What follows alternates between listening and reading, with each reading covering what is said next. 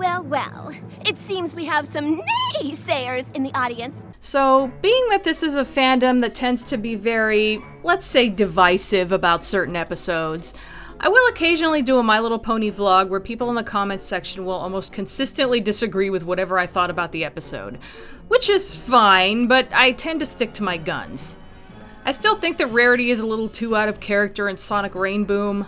I don't think that the Apple family should have tried to make a deal with scam artists in Super Easy Cider Squeezy, and I still think that Mysterious Mare Duel is a terrible, if unintentionally funny episode. No, it's not okay to trick and mock your friends while acting superior just so you can make a point. Are you kidding? But when it comes to Boast Busters, I actually have come to side with some of you now.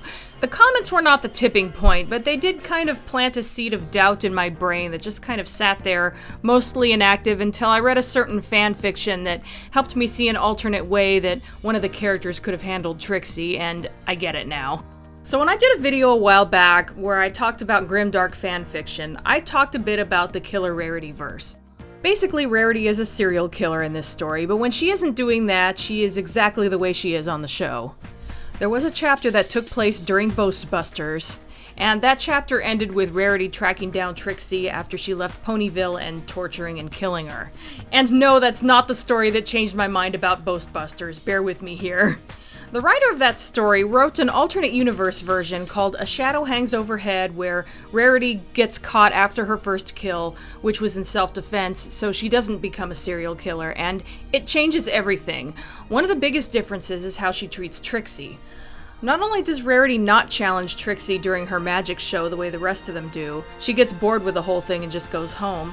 Later on, when Trixie leaves town, Rarity tracks her down and offers her a place to stay for the night because Trixie's wagon had been destroyed. Yeah, imagine the element of generosity being generous. Seeing that alternate view of how Trixie could have been treated by one of the main six, well, I'll just read you the comment I left.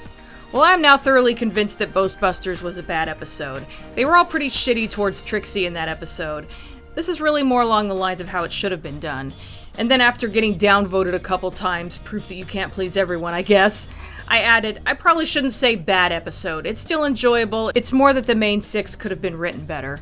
Though after watching the episode again, I realized that's a little too far in the other direction. Either way, there were a couple of things I didn't take into account before then, and the biggest one is that Trixie is on stage. Of course she's going to be showing off. That's kind of the point. And she is kind of obnoxious, but if they don't like it, they could just not watch the show. In fact, the rest of the crowd doesn't seem to care.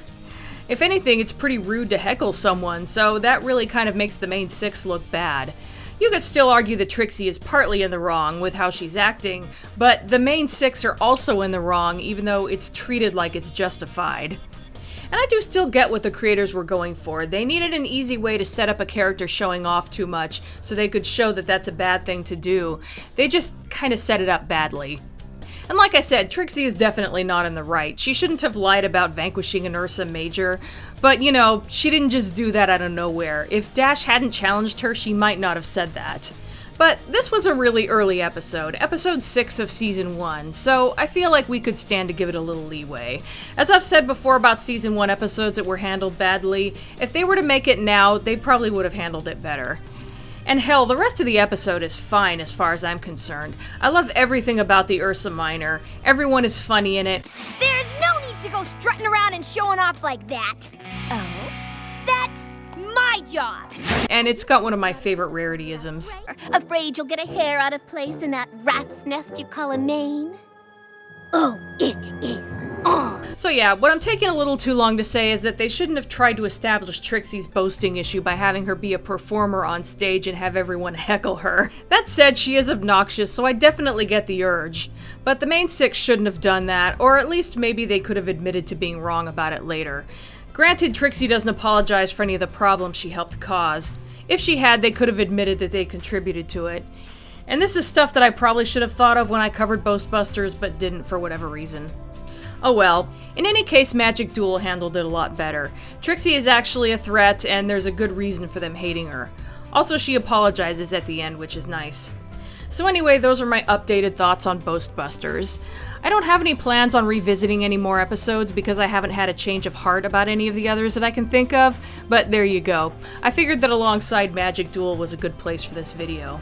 Oh, and about Killer Rarity Verse, maybe I'll do a video specifically about that someday. That's it for now. See you next time.